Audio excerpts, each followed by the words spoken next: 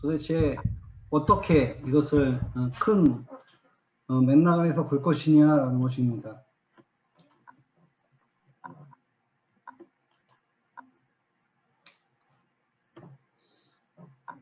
자, 성경 연구의 시간을 갖기 전에 이 5단계는요. 첫 번째가 성경 연구의 시간을 갖기 전에 성경의 저자이신 지혜의 영이신 성령님께 성경 공부를 도와달라고 간구하는 시간입니다.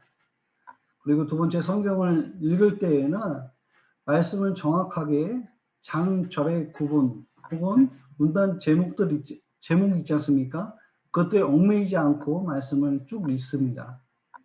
그리고 한 번은 쉬지 않고 한 번에 쭉 읽는 것을 우리가 배우게 될 것입니다. 그리고 나서 이제 관찰은요, 성경 본문이 실제로 말하고 있는 것이 무엇인지 보는 것입니다. 우리가 이미 가지고 있는 문화, 교리, 신학의 관점 등을 다 내려놓고 성경 본문 자체를 이제 보는 것이지요. 관찰은 본문이 무엇을 의미하는지를 결정하지 않고 관찰은 보고 또 보는 것입니다. 관찰은 본문이 실제로 말하고 있는 것이 무엇인지를 계속해서 관찰한다라는 사실입니다. 그리고 해석은 본문이 의미하는 바가 무엇인지를 출발합니다. 그래서 오늘날 내가 아닌 성경 각권이 기록될 당시 첫 번째 독자들에게 무엇을 의미하는지를 보는 것이에요.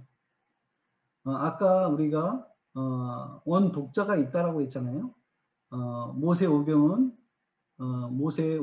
썼을 당시 읽어야 됐던 독자도 있었고, 갈라디아서는 갈라디아 교회들에게 쓴 편지이기 때문에 첫 번째 읽었던 독자들이 있듯이 그들의 입장으로 가서 해석하는 것입니다. 그래서 인간 저자가 의도하는 바를 이해하는 것이 굉장히 중요합니다. 해석의 본질은 질문은 본문의 원독자에게 어떤 의미가 있는가 혹은 저자의 의도는 무엇인가 질문하는 것입니다. 그 다음 이제 적용에 대한 이야기인데요. 적용은 위 단계를 거친 후에는 이제 발견된 성경의 진리를 우리의 삶에 적용하는 것입니다. 성경 본문 당시의 사람이 그들의 역사와 문화 안에서 성경의 진리를 자신들의 삶에 적용했던 것처럼 오늘을 사는 우리의 삶에 그 진리를 적용하는 것입니다. 성경의 진리를 적용할 때 우리는 진리가 나의 생각과 나의 태도 그리고 행동을 바꾸도록 나의 삶을 성령님께 온전히 내어드리는 시간이기도 합니다. 우리는 주님의 마음을 가져야 하며 또 성경의 진리가 개인의 삶뿐만 아니라 교회와 사회 뿐만 아니라 온 열방에 있도록 해야 합니다. 이것을 성경을 연구하는 데 목표이고 목적이기도 합니다. 그래서 우리는 이 5가지 단계를 통해 가지고 성경을 연구해 나갈 것입니다. 근데 성경을 이렇게 연구할 때 우리가 한번 기도 정말 주님 도와주세요 하는 마음으로 기도를 하고 또 성경을 한번 딱 읽어가면서 성경을 읽고 그 다음에 관찰하고 해석할 수 있다고 하게 되면은 너무나도 좋을 것 같아요. 너무나도 쉬울 것 같아요. 하지만 이 단계를 지나서 우리가 해야 할 것은 우리가 아까 나눴던 것처럼 큰 제목 5번째 성경을 연구하는 구체적인 순서들이 우리가 알고 그대로 진행해 나갈 때에 본문을 좀 더 충실히 잘 이해하고 연구하고 해석하고 적용할 수 있다라고 생각이 되어집니다.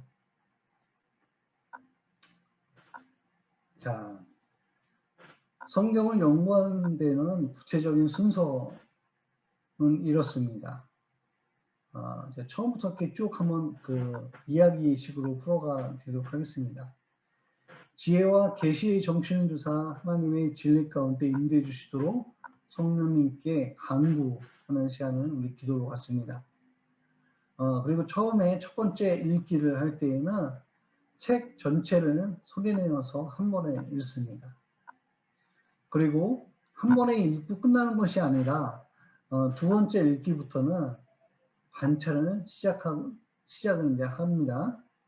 천천히 읽으면서 중요하다고 생각되는 단어와 문장 등을 어떻게 해요? 색연필로 표시합니다. 다음 내용들을 생각하면서 저는 그렇게 색칠을 해가면서 우리가 보고요. 그 다음에 다음 내용들 읽어가면서 이런 내용들을 생각합니다. 읽고 표시한다면은 이제 굉장히 좋을 것 같아요. 문학 양식은 어떤 것이지? 또 역사적 배경에 대한 단서가 나올 수도 있거든요. 그 단서들을 이렇게 체킹해 놓고요. 또 많이 반복되는 단어 혹은 주제들을 이렇게 기록해 두는 것이 굉장히 좋다고 생각이 되어집니다. 또 아까 우리가 이야기했듯이 이 책의 저자, 성령이신 저자께서 인간 저자를 통해서 기록했다라고 했는데 그렇다고 하게 되면은 저자에 대한 단서가 있다라고 하게 되면은 그것들을 좀 이렇게 표시해 놓으면 좋을 것 같고요. 이 책이 언제 쓰여졌는지에 대한 연대에 대한 단서가 나오면은 표시해 놓으면 좋을 것 같습니다. 특별히 또 우리가 신약을 많이 보고 있는데요. 신약 성경 같은 경우에는 기록 장소가 어디에서 기록했겠느냐에 따라 다르기 때문에 그 기록 장소에 대한 단서가 나온다라고 하게 되면은 그것들을 정리해 놓으면 굉장히 좋을 것 같아요. 그렇게 우리가 두 번째 읽으면서 칼라 코딩을 하면서 어떻게 해요? 예, 이런 단서들을 찾아가는 시간들을 가지면 좋겠다라는 것이에요. 왜 그러느냐? 근데 세 번째 읽기를 할 때에 정리하는 시간이 되기 때문에 그렇습니다. 자, 세 번째를 읽으면서요. 단락 제목을 적습니다. 요약된 그 내용들을 단락 제목으로 표현해 나가는 것인데요. 이것들을 해 놓음으로써 책의 문맥을 잘 이해할 수 있기 때문에 그렇습니다. 핵심 요절을 생각해 보고요. 그 다음에 단락 제목을 통해 가지고 이제 수평 차트라는 것들을 우리가 볼 수 있어요. 이 책의 구조를 한눈에 보는 시간들입니다. 그리고 나서 BRI라는 것들을 기록하게 되는데요. 이것은 각 성경에 요구되는 기초 정보들을 작성하는 것입니다. 아까 우리가 두 번째 읽을 때 칼라 코딩하면서 뭘 해요? 이 책의 저자가 누구지? 소신자가 누구지? 이런 그 단서들을 찾았다고 하게 되면은 BRI라는 것들을 우리가 배워나갈 터인데 BRI는 이 책의 저자는 누구인지, 독자는 누구인지, 언제 쓰였는지, 또 기록 연대는 언제인지, 쓰여진 장소가 어디인지, 역사적인 배경은 어떠한지, 여러 가지들을 우리가 기록하고 살펴볼 것인데 그런 것들을 기록하는, 정리하는 시간들입니다. 그리고 나서 네 번째 성경을 읽으면서 본문을 어떻게 해요? 관찰합니다. 이때 관찰은 내가 알고 있는 성경의 지식을 관찰하는 것이 아니라고 그랬어요. 본문이 무엇을 말하고 있는지를 관찰하는 것입니다. 성경의 저자이신 성령님께서 인간 저자를 통해서 이야기하고자 하는 것이 무엇인지를 찾아내는 것입니다. 이것이 관찰이고요. 다섯 번째, 성경을 읽으면서요. 어때요? 예, 본문을 통해 원 독자에게 무슨 의미가 있는지 해석하며 그 해석을 통해서 영원한 진리를 찾고요. 영원한 진리를 찾고 난 이후에는 묵상을 통해서 우리들의 적용점을 찾아가는 것입니다. 그래서 적용점을 찾았다고 하게 되면 우리가 다섯 번째, 맨 마지막에 있죠. 적용지를 기록하고 우리가 그것을 적용하기로 결정하는 시간들을 갖습니다.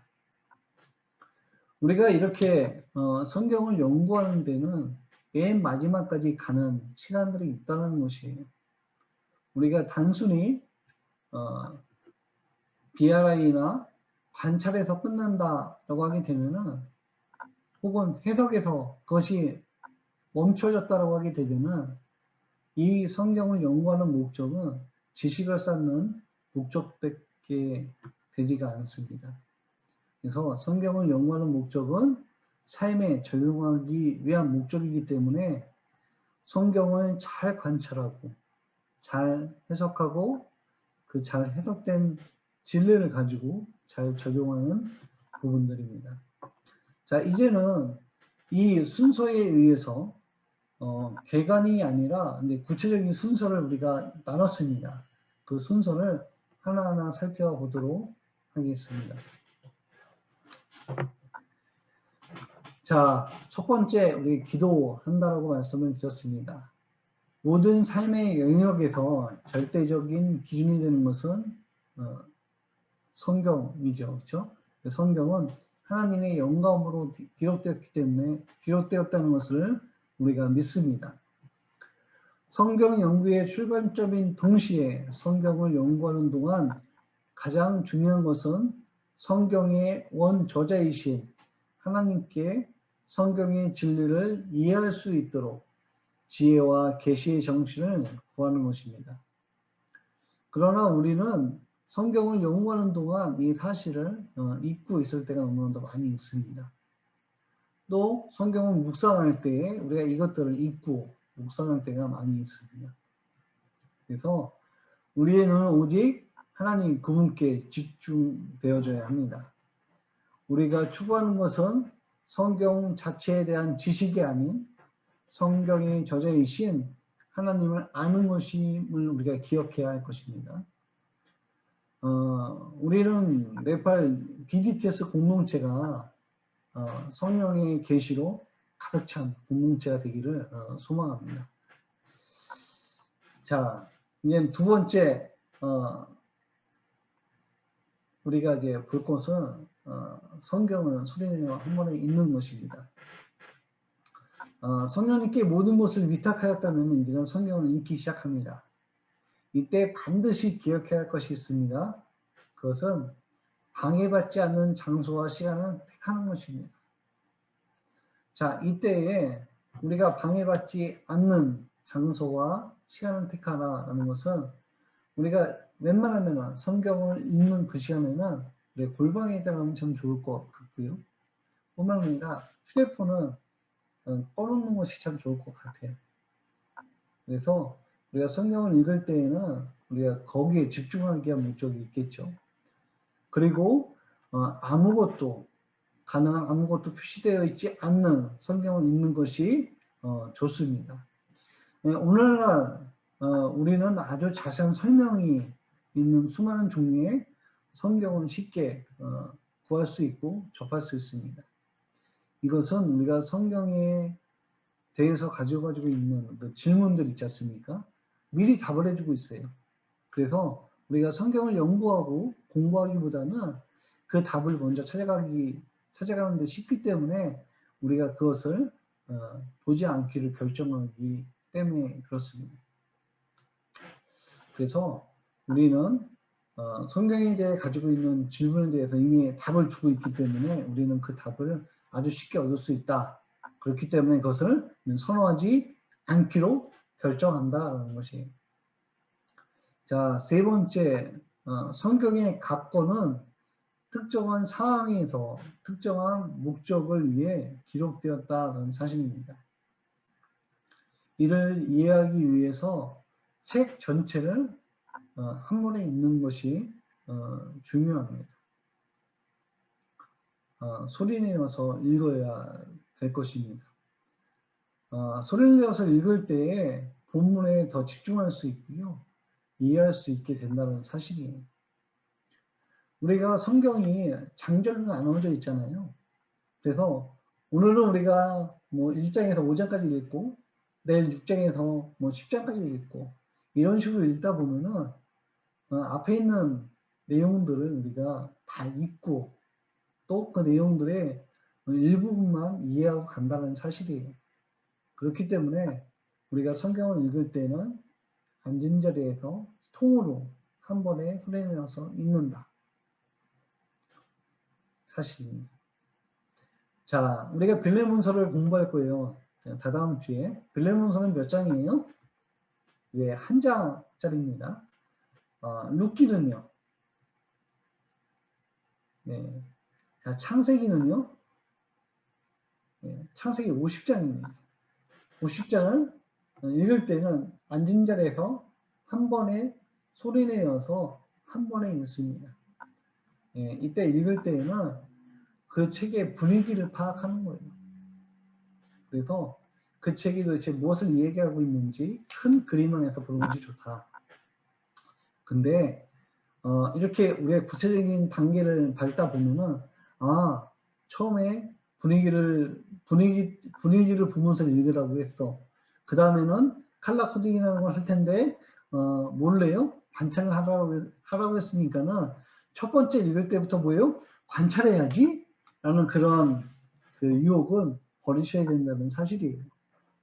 그래서 우리가 분위기도 파악하지 못하고 관찰에 들어가게 되면은 남는 것은 아무것도 없습니다. 그래서 처음부터 모든 것을 관찰하고 이해하려는 그 유혹들을 버리고요. 책의 전체 큰 그림 안에서 분위기를 파악하면서 읽는 것이 굉장히 중요합니다. 자, 이것은 어떤 강사님이 저희 학교에 강의를 오시면서 주셨던 그 자료 중에 하나입니다. 우리가 뇌가 얼마만큼 활동하고 있는지에 대한 부분들이에요. 이것을 이제 그 사진을 찍은 근거 자료입니다. 우리가 뇌에서 보게 되면은 이러한 부분들 있잖아요. 이렇게 표시되어 있는 부분들, 이 부분들이 뇌가 활동하고 있는 것이라고 이야기합니다. 의사가. 근데 컴퓨터를 게임한다라고 하죠. 그럴 때는 어때요? 예, 뇌 활동이 거의 없어요. 근데 단순하게 무엇을 계산한다, 계산기를 두들기고 있다, 숫자를 입력하고 있다는 것들은 뇌 활동이 게임하는 것보다 좀 더 많이 활동하고 있고요. 글을 조용히 이제 목독할 때 우리가 조용한 소리로 읽거나 속으로 이렇게 읽을 때 뇌 활동이 어때요? 예, 계산할 때보다는 조금 더 많은 활동을 하고 있다는 것도 보고 있고요. 소리를 내어서 낭독할 때는요, 뇌 활동이 이만큼 많이 활동하고 있다는 사실이에요.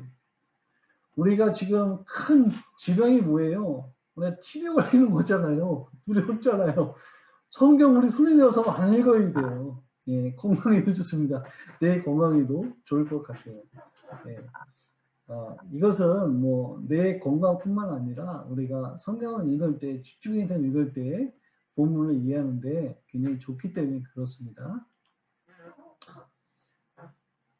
자, 관찰하기 시작하는 거예요. 그래서 칼라 코딩을 하는데요. 책을 천천히 읽으면서 중요하다고 생각되는 단어와 어구를 어떻게 해요? 색연필로 이제 칼라 코딩을 합니다. 관찰 내용은 색연필로 칼라 코딩 하다 보면은 어때요? 한눈에 보는데 큰 도움이 됩니다. 동일한 관찰 내용, 동일한 색으로 칼라 코딩을 하고요. 이를 성경 전체에 적용하면은 각 권뿐만 아니라 성경 전체를 관찰하고 이해하는 데 큰 도움을 주기 때문에 그렇습니다. 그래서 천천히 책을 읽으면서 중요하다고 생각되는 단어와 어구를 색연필로 어떻게 해요? 표시하기 시작하는 것이에요. 그러다 보면은 책의 구조나 여러 가지들을 여러분들이 발견하는 데 큰 도움이 될 것입니다. 자, 이건 하나의 예입니다. 우리가 컬러 코딩하는 방법 중에 하나인데요. 저희는 이렇게 표현을 하고 있어요. 색깔은 여러분들이 정하면 돼요. 나는 하나님 생각하면은 이 색이 생각나. 그리고 사람의 인물은 뭐 이제 색깔을 정하면 되겠죠. 저희는 뭐 4가지, 뭐 5가지, 많게는 6가지 색연필들을 사용하고 있고요. 자, 삼위일체 하나님에 대한 표현입니다. 우리가 하나님이라는 이름으로도 나올 수 있고요. 예수님, 또 성령님이라는 이름으로 나올 수가 있어요. 이런 표현들은요, 저는 하나님은 이렇게 사각 표현으로 표현을 하고 있고요. 예수님은 십자가의 모양, 뭐 십자가 표현을 하고 있고, 성령님, 뭐 별표나 혹은 세모표를 이렇게 표현을 하고 있습니다. 인물, 사람의 이름들이죠. 거기에 나오는 인물들이 어느 인물들인가에 대한 부분들을 우리가 이렇게 컬러 코딩하면은 한눈에 보는데 좋고요. 뿐만 아니라 지명에 대해서 합니다. 지명 그러면 뭘 뜻하나요? 장소, 그렇죠? 어느 집에 갔다. 예수님께서 회당에 들어가셔서 어느 길에서, 그렇죠? 광야에서 어느 산에서 갈릴리 바닷가에서 뭐예요? 장소잖아요. 지명에 컬러 코딩을 합니다. 그리고 지역, 도시 이름이죠. 집안 이름. 예를 들어서 골로새, 또 빌립보, 갈라디아, 도시의 이름이거든요. 지명의 이름에 우리가 컬러 코딩하면 좋겠다. 또 시간, 뭐 몇 월 며칠뿐만 아니라 유대교에서 있을 때 어느 시간을 뜻하고 있죠. 나온 후에, 이전에, 지금에 이럴 때 이 때를 나타내는 시간에 컬러 코딩을 하면은 굉장히 좋습니다. 뿐만 아니라 우리가 역사서를 읽다 보면은 그 시간들이 언급이 되어 있는 부분들이 있거든요. 요장에서 요장이 넘어올 때에는 10년이라는 시간이 비었네. 10년 동안에는 어떤 일들이 없었구나. 이런 것들을 알 수가 있듯이 성경에서 주로 1년 사이에 30장의 장수를 할애하고 있다고 하는 것은 1년 동안에 많은 일들이 있었다는 사실이고, 예를 들어서 그 짧은 그 많은 시간 동안 한두 장밖에 없었다라고 하는 것들은 그만큼 비중을 적게 차지하고 있다는 것들을 알 수 있기 때문에 이런 시간, 때, 장수 이런 부분들을 잘 컬러 코딩해 놓으면은 어떤 때에 이 시간의 흐름이나 이런 부분들은 잘 우리가 이해할 수 있을 것 같아요. 뿐만 아니라 반복되는 단어들, 또 주제들, 또 어떠한 문맥들, 어구들 이런 것들을 컬러 코딩하면 좋습니다. 자, 많이 반복하고 있다는 것은 뭐예요? 그 단어를 반복하고 있어요. 예, 중요하다는 이야기예요. 중요하다. 그렇죠? 우리가 엄마가 아이들에게 강조하잖아요. 난 네가 이런 삶이 되었으면 좋겠어. 그러니까 너는 이렇게 했으면 좋겠는데? 라고 하면 반복하는 단어들이 있을 거예요. 아이들이 부모님들에게 요청할 수 있잖아요. 어린 자녀들이. 엄마, 나 사랑하지. 엄마, 나 정말 나야. 엄마, 아들 맞지? 딸 맞지? 내게 필요한 게 있는데 그게 뭐냐면은 나 돈이 좀 필요해. 나 대령 좀 줄 수 있겠어? 라고 하면서 자기의 사랑을 자꾸 강조해가면서 바라보지 않는 것은 돈 좀 주세요. 라는 이야기를 하고 있듯이 동일하게 성경 안에도 저자는, 인간 저자는 많이 반복하고 있는 이야기들이 있다는 것이에요. 제가 한 가지 예를 좀 표시를 해놨는데요. 갇혀있다, 갇힌 중에 라고 얘기하고 있습니다. 이거는 갈라디아서를 이제 제가 따온 이야기거든요. 결국에는 뭐예요? 사도 바울은 지금 갇혀있다는 것들을 강조하고 있는 거예요. 왜요? 바울이 편지서를 쓰면서 내가 지금 갇혀있거든? 갇혀있는 중에 여러분들에게 제가 다음 주 정도에 숙제를 줄 터인데 그때 여러분들 컬러 코딩을 하면서 이것들이 왜 이렇게 많이 나오는지에 대한 부분들을 이제 이해할 수 있는 시간들이 될 것입니다. 칼라 코딩이 SBS의 뭐다? 꽃이다라는 것이에요. 예, 제가 한 가지 이렇게 칼라 코딩을 하면서 우리가 이것들 기억하고 생각해야 된다는 것들 아까 말씀드렸죠? 예, 그것이 무엇이냐? 예, 바로 이런 내용들이에요. 문화 양식이 어떻느냐? 그 종류가 무엇이냐? 또 역사적인 배경에 대한 단서가 있느냐? 아까 말씀드렸죠? 방금 전에 갇혔다, 갇혀있는 중에 뭘 얘기해요? 역사적 배경 안에서 사도 바울이 갇혀있구나. 그 시대가 어느 시대냐? 야, 그래서 성경이 다가가는 방법이 틀리다는 거예요. 그리고 반복되는 단어와 주제가 무엇이냐? 라는 것들을 우리가 좀 발췌하면은 너무나도 책을 읽을 때에 메시지가 확확 들어올 것 같아요. 저주에 대한 단서. 자, 아까 우리가 가장 먼저 했던 게 뭐였어요? 예, 원 독자의 이야기라면서 갈라디아서를 읽어가면서 저자, 나 바울이 너희에게 이렇게 편지 쓴다라고 저자를 언급하고 있고요. 그렇죠? 기록 연대. 방금 전에 이야기했죠? 갈라디아서 예, 연대에 대한 단서가 뭐예요? 갇혀있다. 지금 바울은 갇혀있는 상태에서 편지를 쓰고 있다는 것들 얘기하고 있죠. 단서예요. 기록 장소가 어디냐? 갇혀있으니 감옥이겠죠. 예, 근데 바울이 한 번만 찾느냐? 잘 모르겠어요. 그것들을 찾아가는 시간들을 보면 좋을 것 같아요. 그러면 도대체 이 책에 쓴 기록 목적이 무엇이냐? 칼라 코딩에 가면 천천히 읽을 때에 이 책은 이것 때문에 썼구나 하는 것들을 어떻게 해요? 알 수 있겠죠. 그래서 이 칼라 코딩이 얼마나 중요하다? 굉장히 중요하다. 제 성경을 좀 보여드리면은 뭐 사도행전이에요? 보일지 모르겠어요. 예, 저도 칼라 코딩을 해요. 이거 왜 하겠어요? 예, 굉장히 중요하기 때문에 성경을 연구 공부하는데 꼭 필수예요. 지금 나이가 몇인데 예, 저보다 형님이고 누님인 것 같아요. 예, 저는 아예 어려서 칼라 코딩을 합니다. 근데 저희 학교에 제가 최고 어려요. 저보다 연세를 더 드신 분들도 우리 효선 강사님도 들어와 계시는데요. 칼라 코딩 아주 열심히 하고 있어요. 예. 왜요? 중요하기 때문에 그렇다라는 것입니다. 제가 유다서거든요. 저는 강의를 하게 되면은 칼라 코딩에 있는 성경을 다 지워요. 그리고 다시 칼라 코딩을 합니다. 왜?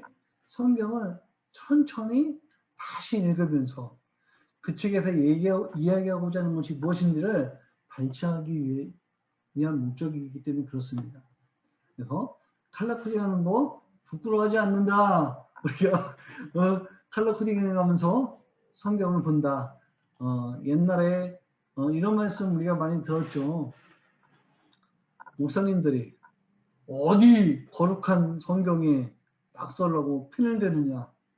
저희는 성경에 여백이 많은 것을 이용하고 성경을 지저분하게 많은 것들을 기록을 하고 단서들을 찾아가면서 우리가 성경을 연구하고 있어요.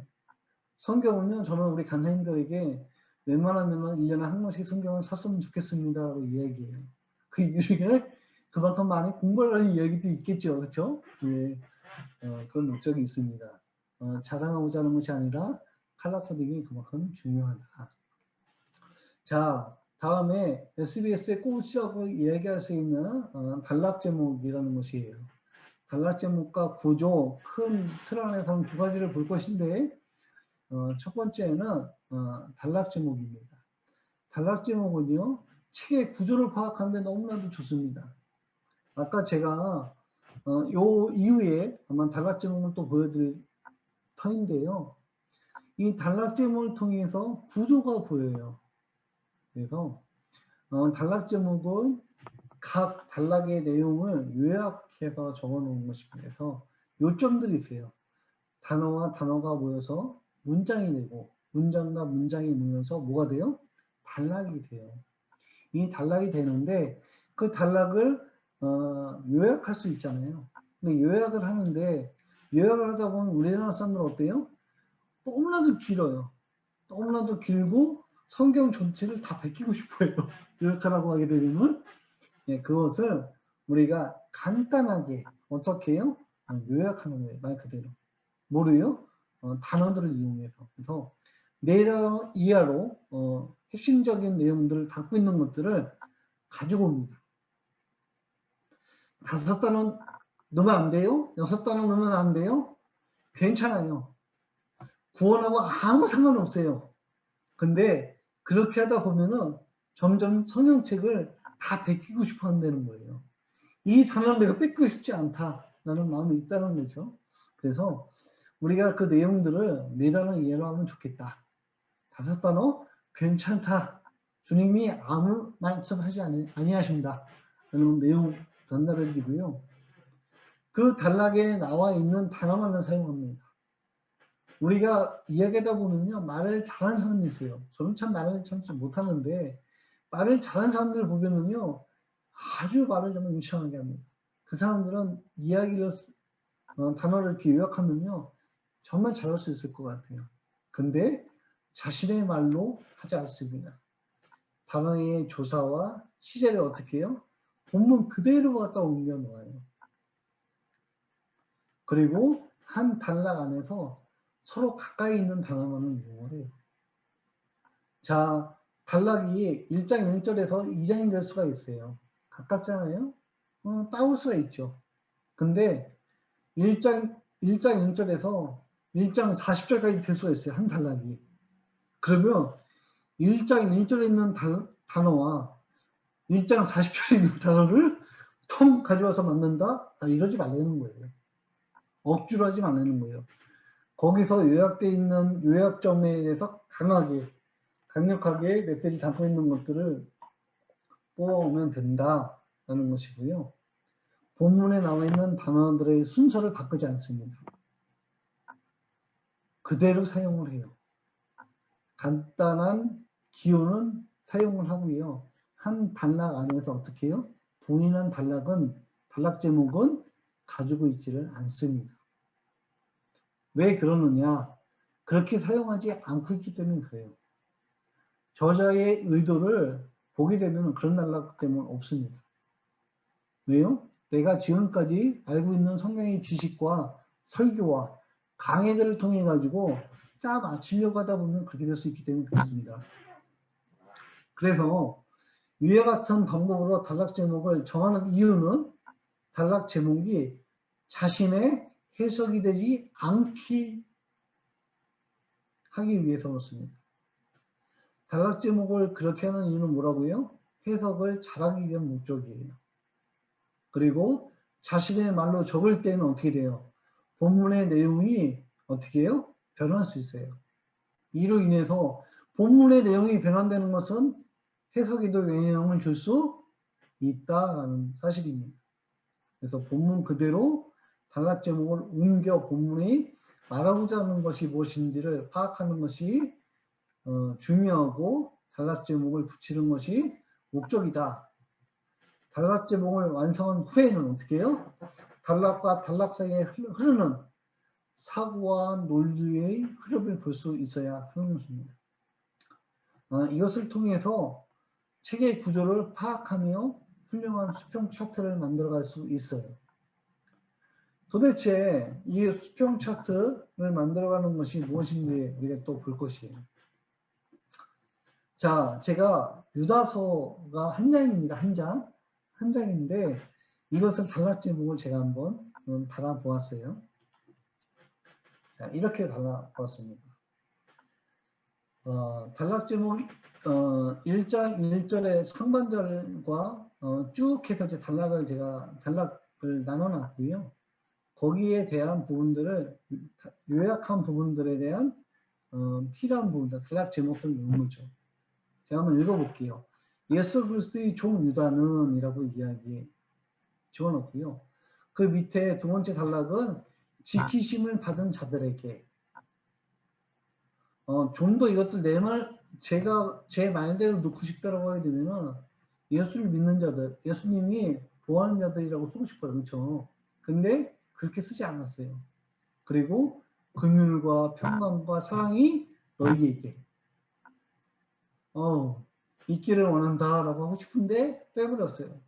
왜요? 제가 이해하고 있기 때문에. 단락은 내가 이해하고 있는 거예요. 그래서 믿음 위에 힘써 싸우라고 얘기하고 있죠. 그렇죠? 그리고 믿지 않는 자들이 들어왔다.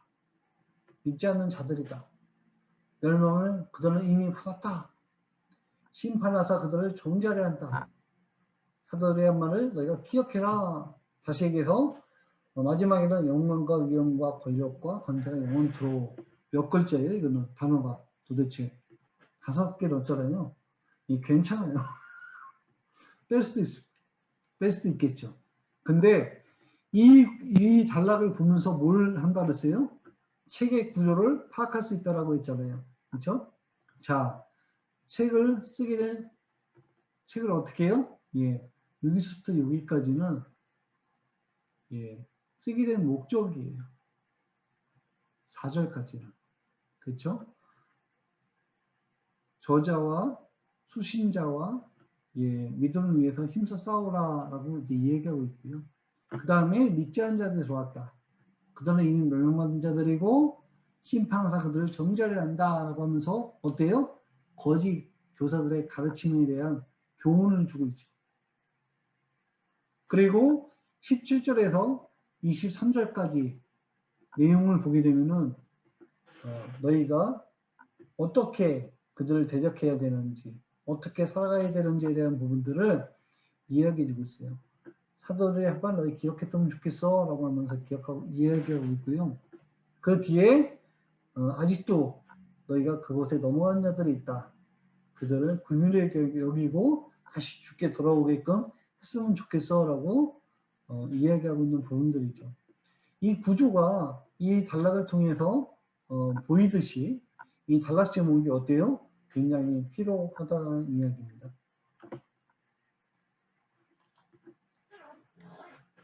자, 우리가 구조까지 좀 보면 좋을 것 같아요. 오늘은요. 자, 구조는 저자의 그 메시지를 전달하기 위해서 자료들을 조직하는 방법입니다. 그래서 각각의 단락의 책 전체와 관련되어 이해하게 된다는 것이죠. 종아까 봤잖아요. 유자서요.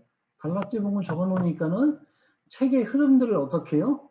이해할 수가 있다는 것이에요. 뿐만 아니라 단락 제목을 적게 되면 어때요? 그 안에 내용들이 흘러가는 것들을 내가 이해할 수 있잖아요. 책을 많이 읽고 단락 제목을 적었기 때문에 요점을 이해하고 있기 때문에 그렇기 때문에 설명하기도 좋고 내가 성경을 이해하는 데 탁월하다는 것이에요. 그래서 구조를 올바로 이해할 때 좋은 관찰과 어떻게 해요? 좋은 해석 또 적용할 수 있다는 것입니다. 자, 구조에 8개의 단계가 있어요. 그것은 바로 이런 내용들입니다. 구조는요, 우리 몸에서 신체의 어떠한 그 부분들을 하나로 연결해주는 뭐와 같아요? 골격과 같습니다. 골격. 뼈와 같아요. 체계의 중심이 되는 생각이나 주제들을 하나로 묶어주는 역할을 감당하는 것입니다. 구조는요, 뼈의 골격처럼 눈에 보이지는 않아요. 직접 보이지는 않지만은 그 형태를 어떻게 해요? 알 수 있다는 것이죠. 아까 우리가 그 단락 제목을 봤잖아요. 그렇듯이 구조의 뼈들은 단락 제목이고 단락 제목 간의 흐름을 통해서 구조를 발견할 수 있다라는 것이에요. 자, 우리가 아까 이야기했어요. 성경의 장전은 어떻다? 예. 1560년 이전에는 장절이 없었다. 제네바 성경이 나올 때부터 장절이 생겼다라는 것이에요. 그래서 8개의 단계를 보게 되면은 단어들을 모아서 문장이 되고 문장과 문장이 모여서 단락이 됩니다. 또 아까처럼 단락과 단락이 모여서 뭐가 돼요? 예, 장이 돼요.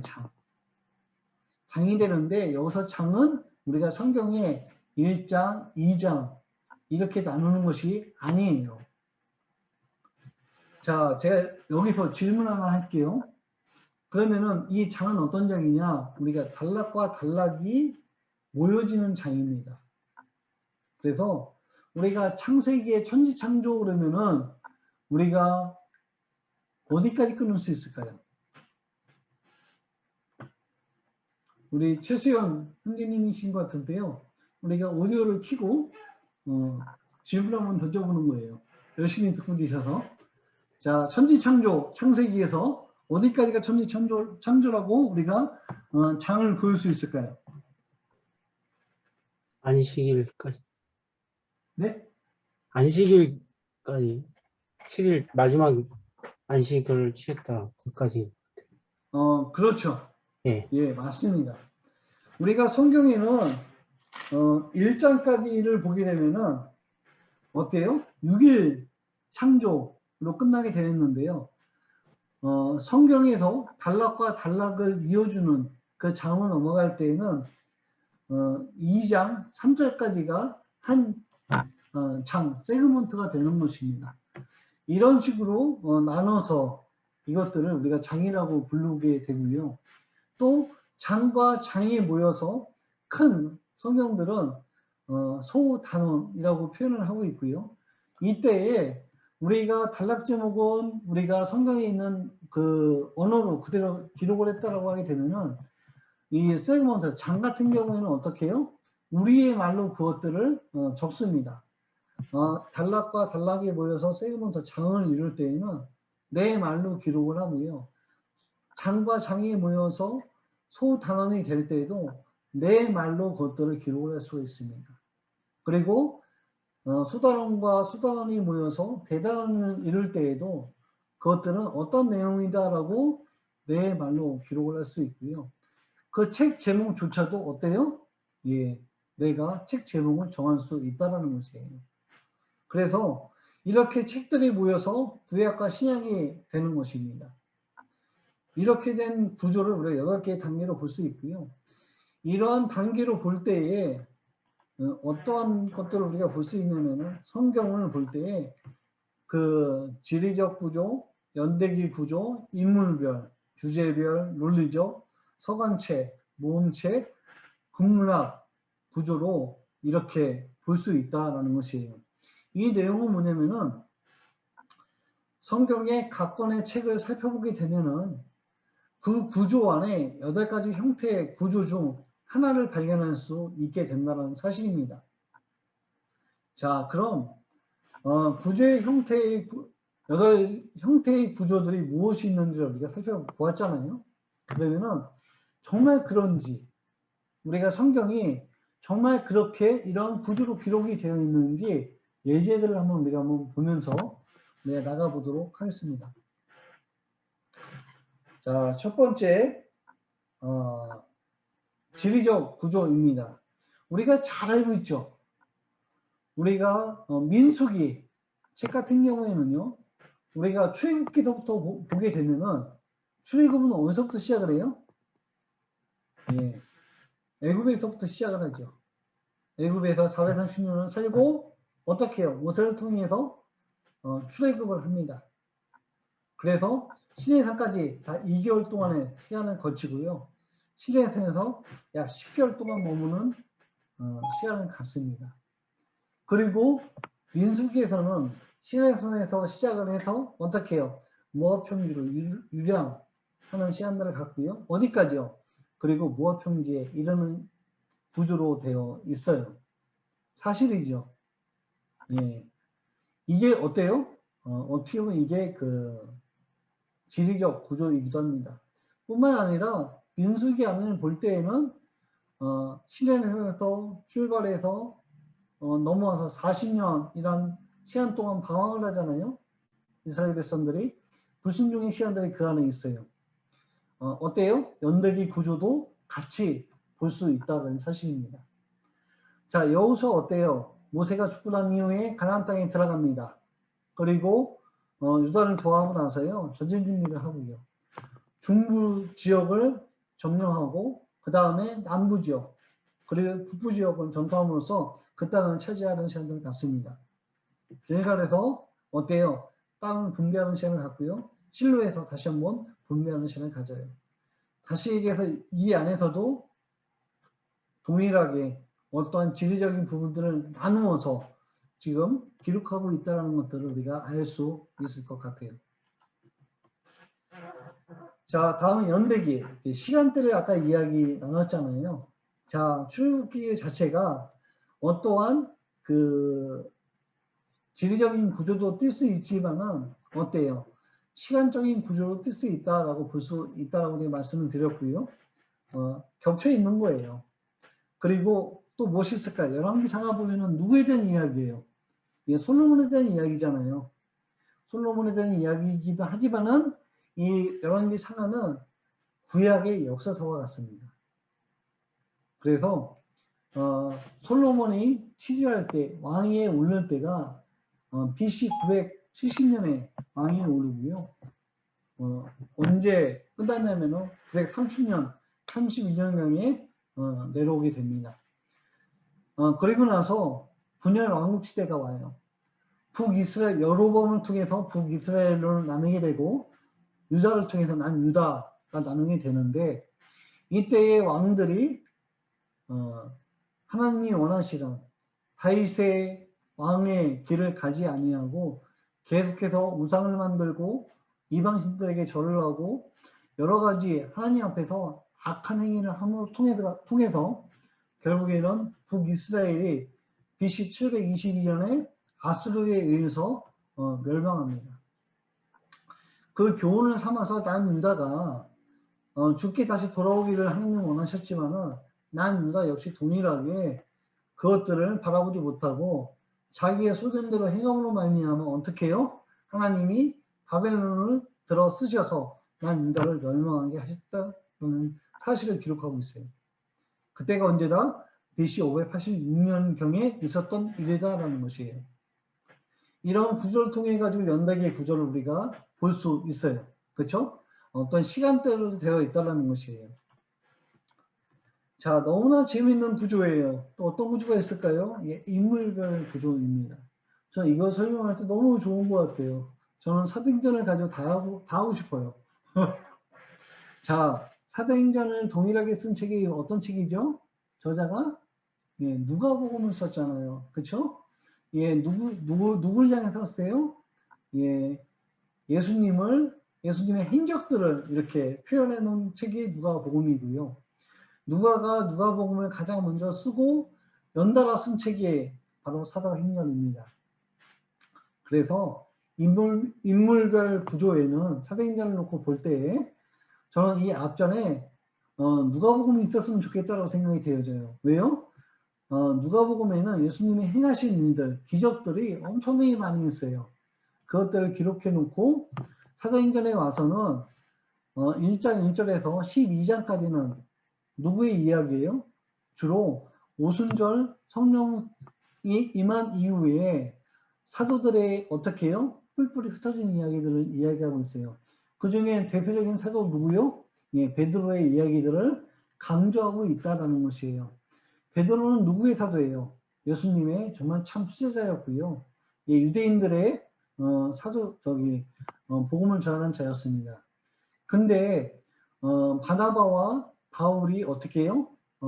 바나바가 회심한 이후에 바울이 회심한 이후에 바나바와 전도 여행을 떠나죠. 13장서부터 로마의 감옥에 투어될 때까지 27장의 모든 그 기록을 바울의 중심으로 기록하고 있다는 것이에요. 무엇을 얘기하고 있어요? 예, 12장까지는 베드로를 중심으로 이야기하고 있고 13장 이후부터는 바울을 중심으로 얘기하고 있다. 다시 이야기해서 누가는 베드로가 참 제자인 것처럼 바울 역시 예수님의 참 제자이다. 베드로가 한 사역이 어떤 사역이 있느냐? 그 사역조차 누구와 닮았느냐? 베드로가 한 사역은 예수님이 한 사역과 동일하고 베드로가 한 사역은 동일하게 바울이 그 사역을 동일하게 했다. 보여주고 있는 책이 사도행전이라는 것입니다. 자, 그 다음에는 우리가 주제별 우리가 구조를 볼 수 있을 것 같아요. 이 바울이 고린도 전후서를 썼는데요. 바울이 쓴 책은 이 주제별로 쓴 책들도 굉장히 많이 있습니다. 이 고린도전서에 대한 이 배경을 좀 조금 설명을 드리면은 지중해 동서를 이어주는 도시였고요. 상업적으로 굉장히 활발하게 성장했던 도시이기도 합니다. 1세기 때에 로마의 폐허구린들이 그곳에 있었고요. 또 상인들, 그곳은 이제 그 해상 지역이었기 때문에 무역 상인들이 고린도에 몰려 들어와 있었으며 그곳에는 아폴로디테 신전을 비롯해 가지고 여러 신전들이 있었어요. 그래서 이로 인해서 종교 참여들이 굉장히 많았습니다. 이로 인해 방탕한 생활을 하는 도시가 바로 고린도 도시였습니다. 근데 이 도시 안에 사도 바울이 몇 년 동안 사역했어요? 1년 6개월 동안 어떻게 해요? 복음을 굉장히 많이 전했습니다. 교회가 세워졌어요. 근데 그 교회 안에 뭐가 생겼어요? 문제들이 생겼다는 사실이에요. 그 문제들을 어떻게 해요? 하나하나 해결해 주고자 하기 위해서 그 문제의 그 주제들을 답변해 주고 있는 것이죠. 세속적으로 사는 성도들을 향해서 어떻게 해요? 사도 바울의 가르침을 주고 있는 책이 이 고린도 전서입니다. 교회 안에 분쟁이 있었어요. 파가 갈렸어요. 얼마나 안타까웠겠어요. 하물며 바울파가 최고라고 언급도 합니다. 바울이 기록하고 있잖아요. 내가 너희에게 세례를 줄 때 내 이름으로 너희가 세례를 받았느냐, 성령을 내 이름으로 받았느냐, 수사적 의문을 던져봐. 너네가 답해봐. 아니잖아. 이런 이야기죠. 그런 분쟁들을 어떻게 해요? 이야기해주고 있고요. 음행하는 거. 음행이 뭐예요? 예, 바로 지금 이렇게 배경을 이야기해 드렸잖아요. 예, 종교적인 음행. 아주 떳떳했어요. 아내한테 나 오늘 신전에 가서 예배하고 올게. 이 얘기 뭐예요? 예, 신전에 있는 창녀들하고 예, 성관계 하고 올게 라는 이야기들이었거든요. 그들이 어때요? 굉장히 타락했다는 것이에요. 이런 많은 부분들을 어떻게 해요? 기록하고 있고 그것들을 그러면 안 된다라고 하는 것을 계속해서 언급해주고 있고요. 뿐만 아니라 예배 드릴 때에 어떤 은사들에 대한 부분들 12장에서 14장까지의 내용들을 볼 때 그런 부분들을 가장 중요한 것은 오늘 은사가 아니고 어떤 너희가 은사를 통해서 나타나는 현상들이 아니고 우리에게 보시는 예수 그리스도의 그 사랑이 가장 중요한 것을 강조하고 있는 사랑적인 또 실천량에 언급하고 있듯이 이런 각가지 요소들을 우리가 주장들을 이야기해주고 있다는 것들을 볼 수 있습니다. 자, 논리적인 구조를 우리가 볼 수 있어요. 사도 바울은요, 글을 굉장히 잘 쓰는 사람이었던 것 같습니다. 그래서 이 갈라디아서 자체가 논리적 구조를 가지고 있다는 것입니다. 갈라디아서는요, 아까도 말씀드린 것처럼 바울이 바나바와 2차 전대회를 다녀온 지역이기도 합니다. 그리고 전대회를 마치고 돌아왔을 때에 갈라디아 지역에서 온 소식을 듣게 돼요.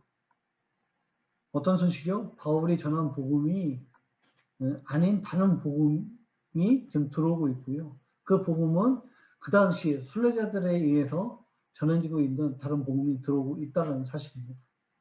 믿음이 흔들리고 있다는 소식을 듣고 쓰게 된 서신서가 뭐예요? 이 갈라디아서예요. 우리는 단순하게 갈라디아서를 어떻게 이야기해요? 오직 믿음만. 율법은 폐했다. 끝났다. 율법은 지키면 안 된다. 진짜 그럴까요? 여러분들 그렇게 알고 있다라고 하게 되면 정말 잘못 알고 있습니다. 율법적이야. 율법적이어야 됩니다. 사도 바울은 그것을 이야기하고 있는 책이 아니에요. 그러면서 사도 바울이 이야기하고 있습니다.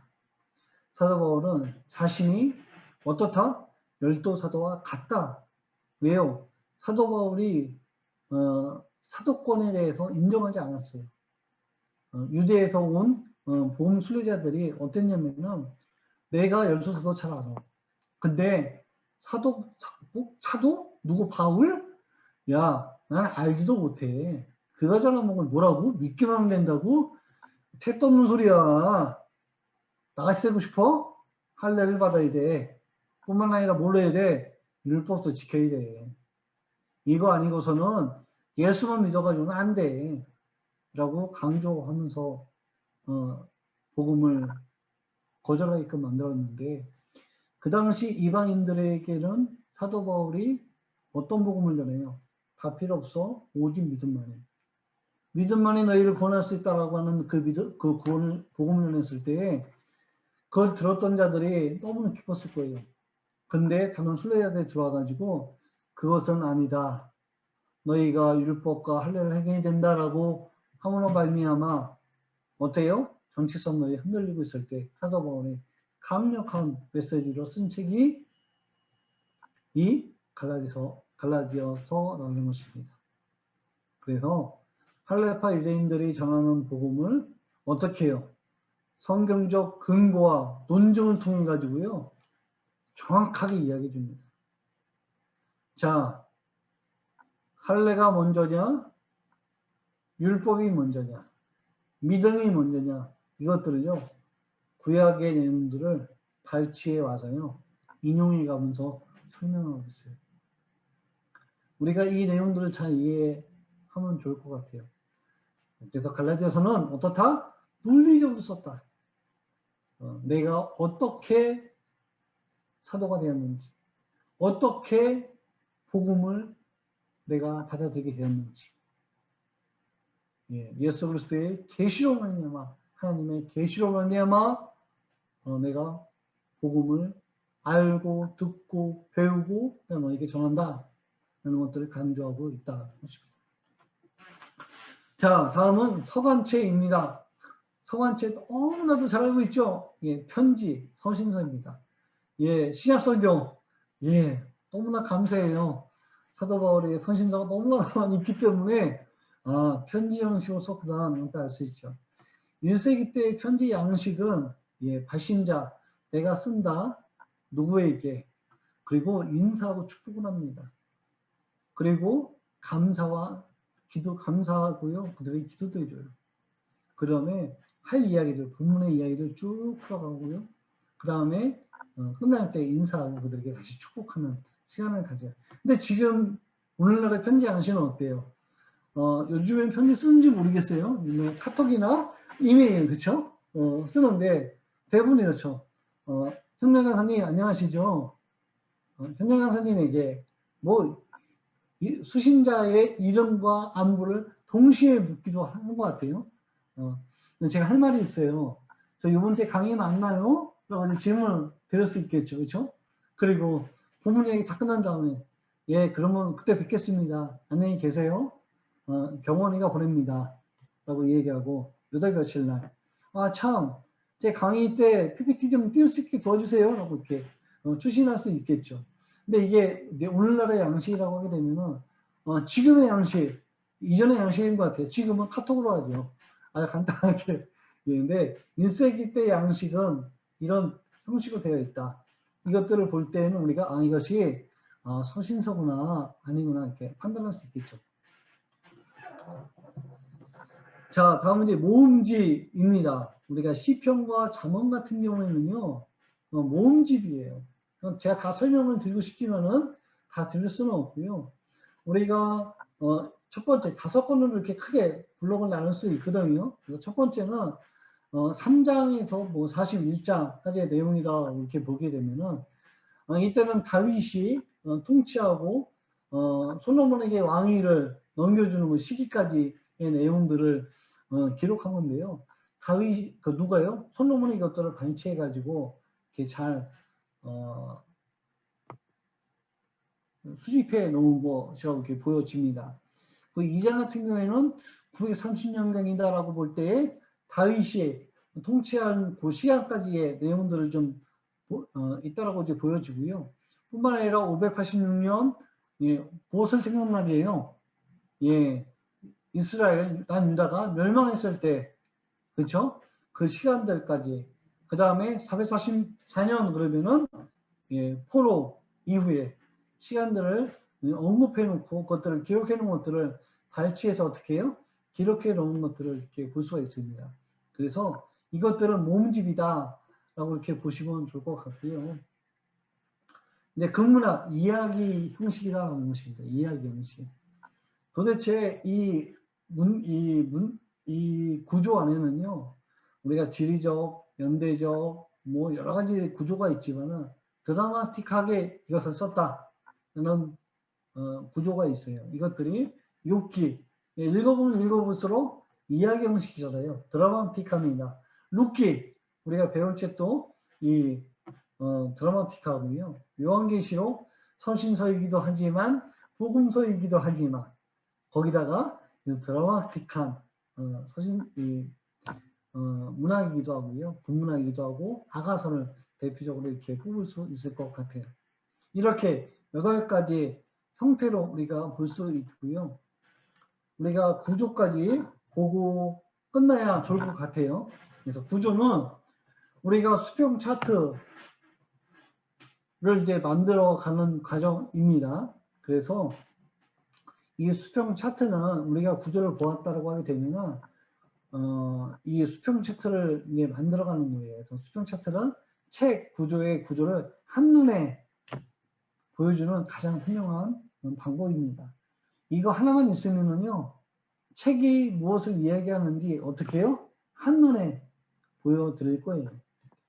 단락 제목 사이의 사고와 논리, 흐름을 어떻게 해요? 발견할 수 있다고 말씀드렸어요. 그리고 어제 비슷한 어떻게 해요? 이 주제, 단락들을 이렇게 모아가지고 장제목을 만든다고 말씀을 드렸습니다.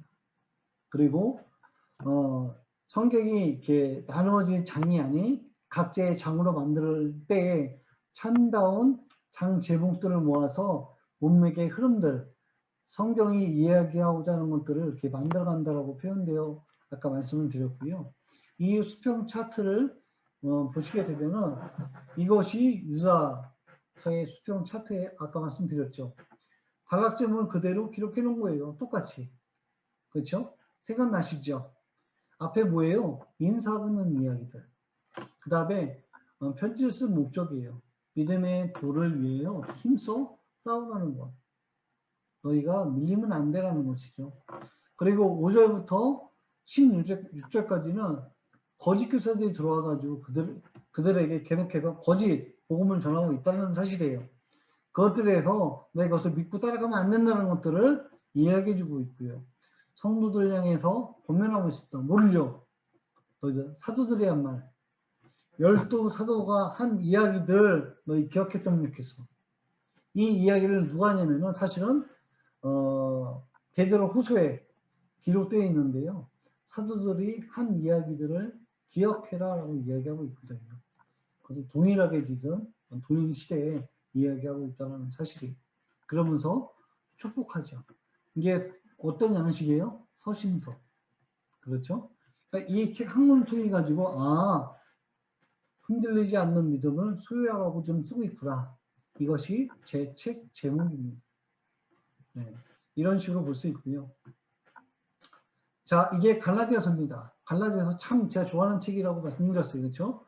어떻게 해요? 보고만 해서 자유자로 살 거에 대해서 얘기하고 있다는 것이에요. 자, 단락 제목을 쭉 기록했어요. 단락 제목과 단락 제목 사이를 우리가 장제목이라고 했습니다. 어디까지요? 예, 1장 19절까지의 장제목을 계시로 말미암은 복음이다라고 얘기하고 있습니다. 사도 바울은. 그러면서 다른 복음은 없다. 오직 계시로 받은 이 복음이 참 복음이야라고 이야기하고 있고요.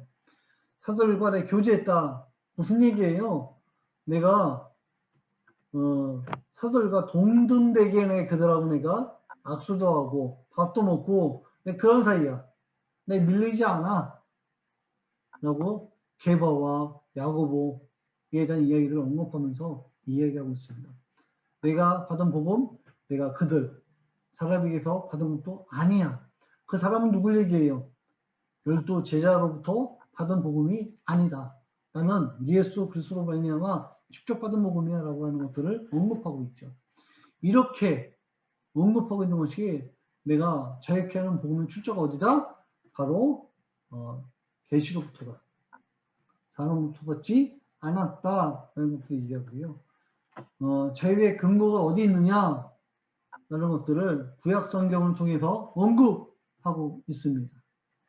뿐만 아니라 그럼 자유에서 사는 것, 사는 삶이 어떤 삶이냐 라고 언급하고 있는데 그것은 요 구조를 나중에 설명을 드리겠지만 요게 카이아즘 구조라고 이야기합니다. 이것은 성령을 출산하는 삶이다. 이런 것을 강조하고 있습니다. 그래서 복음 안에서 어떻게 해요? 자유롭게 살아라. 이 메시지를 전해주고 있는 책이 갈라디아서죠. 좀 안타까운 것은 제가 DTS를 하고 우리가 많은 훈련을 받는데요. 율법은 뭐 없어졌고 율법적이야 이런 소리가 아니에요. 율법적이어야 됩니다. 성경은 신약에서 예수님이 율법을 풀어주셨어요. 율법의 완성을 하셨죠. 우리가 복음 안에서 진정한 율법을 사는 것은 무엇이다? 성령을 쫓아 행하는 삶이다라는 것입니다. 자, 이렇게 제가 사도행전을 또 풀어 좀 드리자면은 이 구조를 보시는 거예요. 사도행전은요, 성령 행전 누구를 사람을 통해서 역사하셨는데요. 1장 8절에 키볼습니다. 오직 성령이 너에게 임하시면 어떻게 해요? 너희가 권능을 받고 예루살렘과 온 유대와 사마리아와 땅까지 이르되 복음의 증인이 되리라. 키볼스라고 얘기했어요. 핵심 요절이죠. 성령은 뭐로 푼다? 이거로 풀리게 되어 있다는 것이에요. 다시 얘기해서 오직 성령이 너에게 임하시면 조건이에요. 그럼 어떻게 된다? 내 증인이 될 것이다 라고 얘기하고 있다는 것이에요. 우리가 성령이 임하시지 않았는데 증인의 삶을 살고 있는 것은 것처럼 보이는 것이에요. 자, 성경은 분명히 이야기하고 있습니다. 내 증인된 삶은 어떻게 된다? 성령이 임해된다. 그렇게 될 때에 너희가 어떻게 된다? 권능을 받을 것이다. 그리고 권능을 받은 삶은 예루살렘과 온 유대와 사마리아와 땅끝까지 이르러 무엇이다? 증인되는 삶을 산다. 그의 대표적인 사람은 누구다? 바로 베드로를 주축으로 제자의 수장이었던 베드로를 주축으로 12장까지의 내용을 언급하고 있어요. 그렇죠? 예수님이 예루살렘의 교회가 첫 번째 탄생이 되죠. 그리고 핍박이 일어납니다. 그렇죠? 스데반의 핍박으로 말미암아 교회가 확장되어져 나가요. 어디로요? 유대로. 어디로? 사마리아로 확장되어 나갑니다. 더 나아가서는 그들이 알고 있는 땅끝이라고 하는 이제 이방 땅으로 넘어가기까지 시작을 한다는 것이에요. 누굴 통해서요? 그 앞에 사울의 회심으로 말미암아 다시 이제 1차 전쟁을 출발해서 떠나는 거죠. 자, 사울은 큰 자고 바울은 작은 자 이렇게 표현하고 있나요? 지금도요? 그건 잘못된 표현입니다. 사울은 히브리식의 이름이에요. 바울은 헬라식의 이름입니다. 그래서 바울이 구브로섬에서 바보로 이제 유대에서 이제 페르시아 땅에서 이제 터키 아시아 쪽으로 넘어갈 때 그때부터 이제 유대 에서 사용했던 이름을 사용하는 것이 아니라 이제 바울이라는 이름을 사용하게 되죠. 이렇게 책의 구조를 한눈에 볼 수 있다는 것이에요. 그래서 어떻게 해요? 이 구조가 보는 것이 수평 차트가 책 한 권을 보여주는 것과 같다. 뿐만 아니라 우리가 연대 구조를 봤잖아요. 아까 연대기 구조 밑에 기록되어 있어요. 성령이 강림하실 때가 언제다? AD 30년경. 그리고 바울이 회심할 때가 AD 35년경. 그리고 1차 전대회전 출발할 때가 언제냐? AD 68년에서 46년에서 48년경. 그리고 49년에는 어떻게 해요? 예루살렘에 공회의가 있었다. 총회가 있었는데 그때는 무엇이다? 예, 바로 이방인들에게 복음이 들어가도 오직 믿음으로 복음을 전해도 거기서 받아들이게끔 하는 것이 통하게끔 선신사를 써보냈다라는 사실입니다. 이렇게 수평 차트까지 오늘 보게 되었습니다. 자, 이건 BRI인데요. 우리가 오늘 약속한 시간은 벌써 11분이 지났기 때문에 우리가 다음 주에 성경에 요구되는 기초 정보들 BRI라고 하고 있는데요. 그것들을 우리가 함께 또 살펴보고 또 그 안에 어떤 관찰을 해야 되는지 이런 부분들을 살펴보면서 우리가 기능법적으로 성경을 영어하는 방법들을 하나하나 알아가는 시간을 갖도록 하겠습니다. 예, 이것으로 강의를 마치도록 하겠습니다.